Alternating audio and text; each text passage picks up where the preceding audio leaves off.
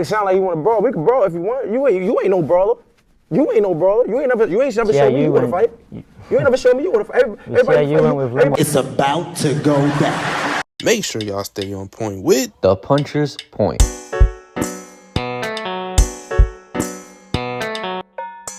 Welcome back to The Puncher's Point. We have a pretty good prediction episode for you guys. In my opinion, a very, very underrated one. We got two undefeated fighters fighting for the 140-pound IBF championship, and no other than Puerto Rico. We got Liam Paro, IBF champion, going up against Richardson Hitchins, who is obviously one of Floyd Mayweather's prodigies. Obviously, he's a guy who is very close with Shakur Stevenson, Gervonta Davis, all of them. And overall, I mean, this is a very, very good fight. It's a very interesting fight as well, because in my opinion, these two are like a mirror of each other. Like, if you were to ask me, name a fighter that Richardson Hitchins fights like, I would tell you Liam Paro. Except there's slight differences I think are going to matter in this fight, and we're going to get to them pretty soon. But I do want to let you guys know that, again, this is going to be for the 140-pound IBF super lightweight championship. And overall, I mean, I'm really interested in this fight. We got two undefeated fighters. I mean, both of them, clearly no love is lost between either one of them. Both of them have been doing a lot of trash talking, For Liam Paro, we know him as the upset kid, the guy who goes in there and upsets, the most talked about fighters. He goes in there and he basically shocks the world. He did it with Montana Love. He did it with Subriel Matias. And then you got somebody like Richardson Hitchins, who has been on the rise, and he's been doing nothing but collecting dubs. So overall, this is a very, very good fight, especially for DAZN Boxing, which is going to be on DAZN. It's going to be in the Coliseo Roberto Clemente in Puerto Rico, which is obviously named after the famous baseball player Roberto Clemente, famous late great Roberto Clemente. Rest in peace to him. But overall, we're going to get straight right into this fight, man. We're going to give our breakdown of Liam Paro, the champion, first. So, Breezy, give me your breakdown of Liam Paro, strengths and weaknesses, man. Let's go. The best. Both of these guys have very similar strengths. In fact, their styles is really much, much more alike than if anything. So, with Liam Paro, here's the thing with Liam Paro. He is really good at keeping range. I think he has a nice jab. I think he has a real nice, a nice way of setting up the jab and also setting up those punches to the body. To me, when I look at both of these fighters, it kind of reminds me of that Devin Haney style to hit and not get hit. And I think a thing with Liam Paro is that he's so much calculated on his punches, like Richardson Hitchins, to the point where it's like he's waiting for you to make a mistake at any given time. And the thing about the fight with Subriel Matias, it's like, and obviously it was one of those fights where it was like you got a slugger, a swarmer, and Subriel Matias versus a pure boxer and Liam Paro. And it just shows the difference with the defense, the IQ. That's another thing too, is his IQ. He has an underrated IQ. I think his IQ is very underrated. I don't think a lot of people give him credit for it, especially with the way how he utilized his jab, how he was able to back up, and how he was able to make it a tough fight for Subriel Matias. I don't think a lot of people really mention that or give him credit for that. So I will say this: he does, keep his range. He has some nice footwork, and his weakness is this, right? So, and this can kind of also play a factor into Richardson Hitchins. Like I said, these guys are very much alike. Sometimes when he's throwing those punches in the inside, like I said, it's like there's openings. And when I say there's openings to be caught. And because there's openings to be caught, now because he's such a pure boxer, he's able to use his footwork. He's able to utilize his head movement. And he's able, to make up for the things that maybe, would cost him before. But I think sometimes when you go in the inside, he has those openings. And when there's openings, there's times where you can get caught. And I think against a guy like Hitchins, who does possess power, not saying that Liam Paro doesn't possess power, because he does in both hands. And matter of fact, he does have a nice strong right that he likes to bring. And as a matter of fact, he's picked up a lot of knockouts from that right hand.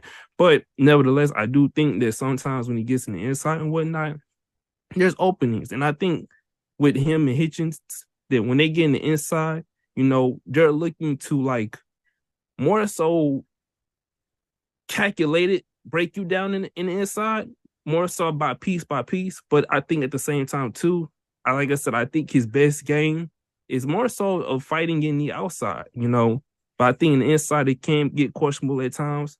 But that's not to negate his footwork or his hitman, because he does have moments where he does use it. It's just sometimes in there when you're so used to throwing those long punches in there, you got to get in there and throw short punches with fighters whose game is to throw short punches.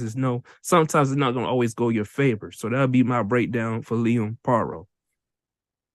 And I mean, you hit it all on the money. You know what I'm saying? I mean, a lot of the strengths that you had, basically all of them, is exactly what I put for Liam Paro. The one thing that I mentioned about Liam Paro is that he has very shifty angles as well. A lot of times you see Liam Paro kind of use those angles and basically kind of control, how to kind of revolve around his opponent. The other thing about him as well, I mean, you mentioned the IQ. The one thing I really like about Liam Paro, and this is very, very unique, Liam Paro will use his right hand and he'll use it to cover his opponent's view. He'll basically take that right hand. And if you go back and you watch the Matias fight, he's taking that right hand and he's just putting it in Matias's face. He's not jabbing him. He's not jabbing him or anything like that. He's just putting that hand in his face. And that's A, to control range, and B, to also set up some punches that Matias might not see. If I constantly have my hand in somebody's face, they're not going to be able to see what I'm going to do. And that's what Liam Paro does, especially in boxing gloves. Liam Paro takes that right hand, he puts it right into his opponent's face. And he doesn't jab, he doesn't hit you, he just puts it right in your face, just to kind of see where your openings are and just to kind of take advantage of them. And on top of that, you can't see what he's going to do. And the only difference I would say between Liam Paro, the one thing I think Liam Paro has an advantage on over Richardson Hitchins is the power aspect. I think he's got more power than Hitchins. However, Hitchins got more movement. And that's where we're really going to get into the differences. Now, as far as Liam Paro, the other thing too, he's got a really, really good gas tank. I mean, in that Subriel Matias fight, he was not getting tired at all. And you would think that against somebody as dangerous as Subriel Matias, who before this fight, remind you, had all of his wins basically by knockout. You would think that with all the power that Matias holds, you would think that after getting hit with some of those punches that Paro got hit with, you would think that he would get a little bit tired, but he kept charging forward. He kept coming forward. He kept doing his thing. And Paro, again, brought the fight to Matias. And the one thing that we were talking about when we decided, when we decided that we were going to cover this fight, and especially after, which, by the way, definitely go take a look at the post-fight episode between Matias versus Paro. Paro he wasn't staying on the outside against somebody like Matias. If you go back and you look at that fight, Paro was like, I'm going to beat this dude on the inside. That's exactly what he did. Like we said, do you know the amount of cojones that you have to beat Matias in the inside is insane. And that's what Paro did. Now, as far as the weaknesses with Liam Paro, there wasn't too many I could pick apart, but I'll tell you some of them that I did. Sometimes he stays too long on the inside. And like against somebody like Matias, that wasn't a good strategy. There were times when Matias really clipped him and hurt him. Other parts, when you hit him with the jab, he's very slow with his momentum. And we're going to get to why that's so important when we break down Hitchins. And last but not least, he's open to the body. There's been many times where if you get him on the inside, you can land some free body shots on Liam Paro. But other than that, I really couldn't find too many weaknesses with Liam Paro, because I feel like Liam Paro is pretty close to a complete fighter. The only question is he ever going to get to those A-tier fighters in the 140-pound division? Is he ever going to get to the Teofimo Lopez's, the Devin Haney's? Is he ever going to get to those types of guys that he's going to have to fight? I would even like to see him fight somebody like Jack Catterall. You know what I'm saying? I think that would be a great fight as well. And I want to see what he does against those guys, but he's got to get through Hitchins first. And with that being said, we're going to go straight into Richardson Hitchins. Breezy, give me your breakdown, strengths and weaknesses for Richardson Hitchins. Richard Hitchins. So here's the thing, y'all. Just like I said earlier, these fighters are very much similar. Another thing with Hitchins is, here's the thing. He also knows how to keep range too, and I think that works in his favor, because if you ask me personally, in my opinion, I always thought that he had a longer reach or a longer height compared to a lot of the guys he faced. So I think that really worked in his favor too. And like Paro, he has a nice jab that can really keep you to the front. Another thing too, Hitchins sets up those combinations. But here's the thing though, those combinations have some power on them, kind of like Paro. And one thing you did say that that is true. He does possess more movement than Paro. And that can be a tricky thing for somebody like Paro who likes to stay in the inside too much because of, the inside boxing and wanting to break down and stop taking things from an outside standpoint. But as far as a fighter like Hitchins, the thing with Hitchins is this, right? If you ever go look at his highlights or you ever go look at his past fights, Hitchins comes in and he throws it's almost like an overhand power punch. And there's times where he does that where I've seen him get touched and hit. So what I'm saying is this, right? The same strengths that Paro has is almost just as the same strengths and weaknesses that Hitchins may possess. And the reason why I say that too is because sometimes Hitchins, he does rely on his power because, and look, I'm not saying that these guys have a Tank Davis or Arthur Better B type power. I'm just saying these guys have they have sneaky power where like they could be jabbing you for so long. They could go 3-4 rounds and hit you with a jab, but boom, they catch you and then you hit the ground. And I think sometimes Hitchins, he tries, and y'all got to remember, he's training with the dangerous man on the planet, aka Mr. I'm Dangerous. He's training with him, so maybe it might be a little bit more confidence with that. So there's going to be a little bit more confidence with that, obviously. So he's going in there sometimes, and he look like he's trying to possess those big, heavy, powerful shots, which I feel like could gas him out. Another weakness too is if cutting the ring off. I've seen times where fighters was able to cut the ring off on Hitchins, and because they was able to pressure him and go to his body. Hitchins does not like when you go to his body. Kind of like who? Paro, who does what? Leaves his body open sometimes. So, I feel like for Hitchins, his strength is literally what? The jab. He goes to the body too. He does throw some powerful shots, and he has like a pullback counter too. It's kind of like a fast pullback counter. It's like he backs out on the inside, and he comes back with a pullback counter, and it's a powerful one too. But nevertheless, too, his weaknesses is that if you cut the ring off and you go to his body, it does become very uncomfortable for Richard Hitchins. So that would be my breakdown for Mr. Hitchins. Again, I completely agree. I think Hitchins got a really dominant jab. I would say that's definitely his biggest strength is his jab. I feel like that jab is definitely what has gotten him a lot of his wins. He has a very good right hand, quick foot movement, like we mentioned, relentless pressure. I mean, when he goes in there against a guy that he knows he can control, he has relentless pressure. And even guys who are pressure fighters, it seems like that jab, and it just seems like the quickness of his punches, it seems like that is enough pressure for him to kind of control the fight. A very good counter puncher. He's got pinpoint accuracy. I don't see Hitchins miss a lot when he throws those 2-3 punch combinations. He doesn't miss a lot. And again, even when he he might not get full contact. He might not, land flush clean, but he don't miss. He's good at escaping the ropes. There's many times where I've seen opponents try to get him on those ropes, and he basically kind of slips away, or he's able to, get out of harm's way. Now, as far as the weaknesses, when you do corner him, he's a sitting duck. Go back and watch the Mendez fight. That's what I need y'all to do. Go back and watch his fight against Mendez. If you go back and you watch that fight, when he was in the middle of the ring and he was moving around the ring, Mendez didn't have an answer for him. But what happened? Mendez had a really good plan. He was going to push him up, back him up against those ropes. He was going to force him to go to one side. And then basically when he had him in the corner and he realized he could tee off, he waited for the right time, and he would just continue throwing combinations to the body.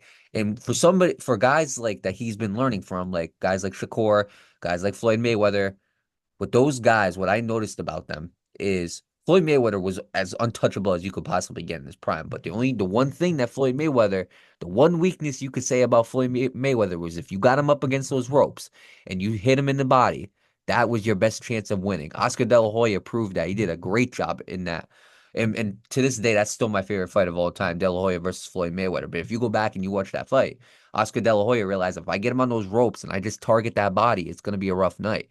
And I feel like it's the same weakness with Richardson Hitchins. If you can get him on those ropes and you can hit that body and you can force him to, kind of have a high guard, you can win this fight. You just got to bring the pressure to him.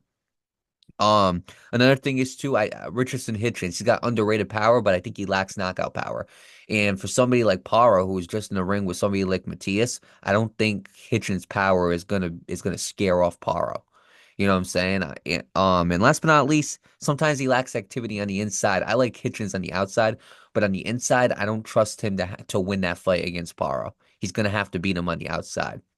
Now, with that being said, Breezy, before we get to the betting odds, I need to know your main keys to victory for Liam Paro and your main keys to victory for Richardson Hitchins. For Liam Paro, I would say this. Go into the fight, get your range, because he's going to be doing the same thing. Hitchins is going to try to get his range, so you want to get your range. You want to basically see where you can get him at, where you can land those jabs at, where you can get him in his body. Then I would say start trying to work on backing him up, cutting that ring off to him, and start going to the body early. Go to the body early. A lot of fighters, if they go to the body early, they'll go there and they'll stop going to the body for the rest of the fight. Start off going to the body, keep going to the body, keep backing him up with the jab, but don't be in the inside too long, because he still has power to where they can hurt you. Not saying that he's going to be scared, he should be afraid, but he still has that kind of power to where he can still kind of much like hurt you, and he was still getting caught by Subriel Matias. So he's going to have to use his jab. He's going to have to definitely go to the body. He's going to have to cut the ring. You're going to have to keep Hitchins on the ropes all damn night. That's what I would say. Keep him on that ropes the whole damn night. If you Hitchins, I say this. You want to be in the middle of the ring as much as possible. Keep using that jab. Keep applying the jab on him. If Paro come in at inside, you attack the body. You counterpunch. If he keep coming, attack the body. Counterpunch. So jab, counterpunch, keep your range. Stay off those ropes. That's my best keys of victory for them. It's simple. If Hitchins get on the ropes, Paro gonna be all on him the whole night. No diddy. And same vice versa. Stay in the middle of the damn ring. Keep that jab on Paro. And hit and not get hit. Use your defense. Use your footwork. You move better than him. It's simple. You keep that jab on him. Use your angles. Go to his body at times too. Let him come inside. Let him make the mistakes. Let him catch him. Hit him with the counterpunching. He has counterpunching too. And sometimes, like I said, when he counterpunch, those are powerful shots too. So counterpunch, stay in the middle of the ring if you Hitchins. So for Paro, I would say force him on the ropes, like you said. Target his body. Again, we talked about how, Hitchins gets hit on the body quite a bit. Get into the inside of him. Use your footwork and use your counters. Very, very simple. And specifically as far as counters, use your counter left, okay? Before y'all say, well, that's clearly anything a typical boxing fan would say. No. Use your counter straight left. Was that accurate enough? Use your counter straight left. Because let me tell you something, that left hand is nasty from Paro. So I would say, try to set up that left hand, try to set up that counter, because we've seen it. Liam Paro, he's had a lot of knockouts where with the snap of a finger, that guy's down. You know what I'm saying? It's not like it takes multiple punches. No, Liam Paro has that type of power where one punch it can knock you down. So I would say he needs to set up that left hand. Usually it's with that left hand. Now, as far as Richardson Hitchins, it's very, very simple. Use your jab. Kind of keep the fight on the outside, I would say, if I was Richardson Hitchins. And last but not least, use your footwork. If he could do those three things, I think Richardson Hitchins wins this fight. You know what I'm saying? And overall, like I said, these two are carbon copies. They're mirrors of each other. They're two different body types. They got slightly different skills, but at the end of the day, I mean, if you go and you watch those two fight, they fight the same exact way. Use your footwork, head movement, counter punching, same thing. It's the same. I'm telling you, these guys are carbon copies of each other. It's just they have slightly different skills, and they're slightly better at one skill than the other one is. Put it that way. But other than that, that's why I'm so interested in this fight, is because this is going to be a chess match. It's going to be, in my opinion, it comes down to whoever's smarter, whoever has the highest IQ that night. That's what it's going to come down to. Now, as far as the betting odds, Liam Paro, surprisingly, is not an underdog for this fight. He's not an underdog no more. I mean, after becoming the IBF champion, I wouldn't see why he's an underdog, but he is a slight favorite at -128, while Richardson Hitchins is the +104 underdog. The most common method of victory is going to be Liam Paro by decision at +135, with the least likely outcome besides a draw would be Richardson Hitchins by knockout at +650. So Breezy. Richardson Hitchins, Liam Paro, how you see this going? Do you have the now favorite Liam Paro defeating Richardson Hitchins, or do you see Richardson Hitchins becoming the IBF champion and winning his first world title? Give me Liam Paro by unanimous decision. I think this is going to be the tale of kind of like if Shakur and Devin fought. And I don't want y'all in the comment section losing y'all damn mind. Yes, I said it. This would be the Taylor Shakur Stevenson versus Devin Haney if they ever fall. Boxer versus boxer. Range versus range. Defense versus defense. Like I said earlier, I think Liam Paro possesses a more technical IQ. Not saying that Hitchins don't have an IQ or he's dumb. I'm not trying to say that by any stretch of the imagination. But I see the punches he throws in between. I see the punches he throws in his counter. I see the footwork, the angles he used in moments between exchanges, and I think at one point, like you even mentioned, he just can't really too much play this fight really much in the inside. Well, if he do, he's gonna get caught because he throws those overlooping powerful punches. And I think somebody like Liam Paro, who was also said too, that he has that kind of power to where he can knock you down. And I do believe at some point, I think Hitchins, he's going to get pressured. And I think he's going to get pressured to the point where he's going to have times where he looks good in the inside. But for the most part, he's going to be getting countered. He's going to be getting jabbed. And I do believe that Paro, with the counter power he possesses and the skills and IQ he possesses, I do think he's going to most certainly push Hitchins up against that ropes. Not even more than twice. Probably the whole damn fight, 3, 4, 5. I do believe we're going to see Hitchins on the ropes at some time point in this fight. I think overall, I think he's just gonna play it. No, sorry. I think Liam Paul's gonna play it safe. I don't think he's gonna try to go in for no knockout. I think he's gonna basically do what he did with Subriel Matias, but I don't think he's gonna be in the inside as much as he was with Matias, because it's like he was still getting touched up in the inside. So expect to see a more technical Liam Paro this fight, and he's gonna cruise with a nice unanimous decision, retaining his titles. Ask me why I see this. But the one thing I noticed is if you go back to Hitchins' last fight against Gustavo Lemos, a lot of people have been complaining about that fight, and they've been saying he was doing a lot of holding, and the judges gave him a 117-111 win, and that's crazy. And they said it was too much holding. Here's my thing. Here's what I feel like is gonna happen, and I hate to say this, but like I have a gut feeling. I have a feeling Richardson Hitchins is going to jab. He's basically going to jab his way out, and Liam Paro is going to have a little bit of trouble kind of getting to the inside. When Liam Paro does get to the inside, I have a feeling you're going to see a lot of holding from Richardson Hitchins. And I feel like it's going to be a lot of holding to the point where Liam Paro is not going to be able to like have the opportunity to even land the punches that he wants to land. You know what I'm saying? I feel like that range is going to be definitely a problem for Liam Paro. And when Liam Paro goes into the inside, I feel like Hitchins will just hold him. And I hate to say that because don't get me wrong, and this is no slight to Hitchins. I do think Hitchins is a good fighter. You know what I'm saying? I would like this to be something like a Terrence Crawford versus Israel Madrimov type fight where it's an actual chess match. I would love to see that. But I could just see Hitchins getting like a 116-112 decision. Like I could see us watching this fight coming back and be like, that was boring. I don't know why. And I know it contrasts to like what I said earlier, which is this is an interesting fight. Let me break it down for you. If these two actually do what they're supposed to do, if Richardson Hitchins goes in there and actually decides to have a very smart boxing strategy, and instead of just holding, he actually, decides that he's going to put his he's going to put his boxing IQ against Liam Paro's, we're in for a great fight. But if this is the Richardson Hitchins that we saw last time, where he was just holding Gustavo Lemos, and Gustavo Lemos didn't even have really enough opportunities to even land, and when he tried to, it would just be holding. That's what I see happening. Now, do I think it's going to be of that effect? No, but I'm going to be honest with you, Breezy. I think I got Hitchins by unanimous decision. And I love Liam Paro. I really do. I like him a lot. He's a great fighter, very, very smart. But it's only so much you can do with a guy like Hitchins who got to reach and if it comes down to it, he's gonna hold. There's only so much you can do.